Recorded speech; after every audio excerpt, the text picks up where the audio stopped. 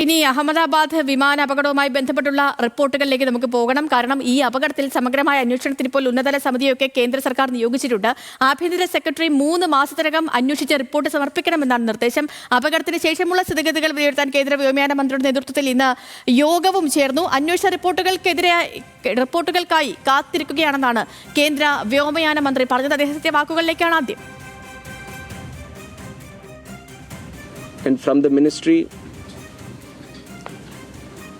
taking utmost seriousness of the incident, the Aircraft Accident Investigation Bureau, which was formed specifically to look into the accidents that happen around aircrafts, was immediately mobilized, and the GO team from the AIB, including 5 members constituting DG AIB, was also immediately rushed to the site to start the investigation process. ഇടിച്ചിറങ്ങിയ വിമാനത്തിന്റെ അവശിഷ്ടങ്ങൾ BJ medical college ഹോസ്റ്റലിന്റെ കെട്ടിടത്തിന് മുകളിൽ നിന്നും നീക്കി. വിവരങ്ങളുമായി ശരത്ലാലുണ്ട് നമുക്കൊപ്പം.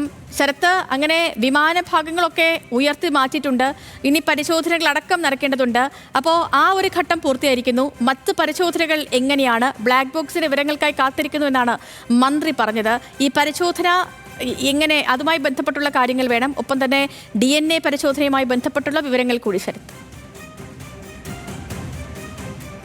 Sethulakshmi, black box സംബന്ധിച്ചുള്ള പരിശോധന തുടങ്ങണമെങ്കിൽ അത് ബോയിങ് വിമാനമാണ് ചെയ്യേണ്ടത്. ഡീകോഡ് ചെയ്യാനുള്ള സാങ്കേതിക വിദ്യ ബോയിങ് വിമാനത്തിനാണുള്ളത്. അതുകൊണ്ട് തന്നെ ഡീകോഡിംഗ് സംവിധാനത്തിന് വേണ്ടിയിട്ട് സ്വാഭാവികമായിട്ട് ഇന്ന് തന്നെ ഇത് US അയക്കുമെന്നാണ് നമുക്ക് ലഭിക്കുന്ന വിവരം. ഏതായാലും കേന്ദ്ര ആഭ്യന്തര സെക്രട്ടറിയുടെ നേതൃത്വത്തിലുള്ള ഒരു സമിതി വെച്ചതുകൊണ്ട് സമിതിയെ ഇപ്പോൾ രൂപീകരിച്ചിട്ടുണ്ട്.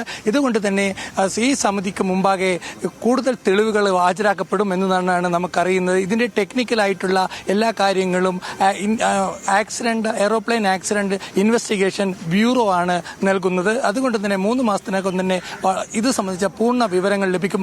നമുക്ക് ഇപ്പോൾ ഏറ്റവും പുതിയ അറിയുന്നത് ഇന്ന് ഉയർത്തപ്പെട്ട, അതായത് മാറ്റപ്പെട്ട 3ാം നിരയിൽ നിന്ന് മാറ്റപ്പെട്ട വിമാന ഭാഗത്തിൽ നിന്ന് ഒരു വനിതാ ജീവനക്കാരിയുടെ, അതായത് ക്രൂ മെമ്പറുടെ മൃതദേഹം കൂടി ലഭിച്ചിട്ടുണ്ട്. അതുപോലെ തന്നെ കേരളത്തിൽ നിന്ന് രഞ്ജിതയുടെ DNA ടെസ്റ്റ്, രഞ്ജിത സഹോദരന്റെ DNA ടെസ്റ്റ് ഇന്ന് നടന്നു. രാവിലെ ആയിരുന്നു DNA ടെസ്റ്റ്. ഇനി 48 മണിക്കൂർ 72 മണിക്കൂർ ശേഷം മാത്രമായിരിക്കും ഇത് DNA ടെസ്റ്റിന്റെ ഫലം വരിക എന്നാണ് ആശുപത്രി അധികൃതർ സേതുലക്ഷ്മി ബന്ധുക്കളെ അറിയിച്ചത്. വ്യക്തമാണ്. അഹമ്മദാബാദ് വിമാന അപകടവുമായി ബന്ധപ്പെട്ട് ഏറ്റവും പുതിയ അപ്ഡേറ്റുകൾ പ്രേക്ഷകരിലേക്ക് എത്തിക്കുകയായിരുന്നു അഹമ്മദാബാദിൽ നിന്ന് ശരത്ലാൽ.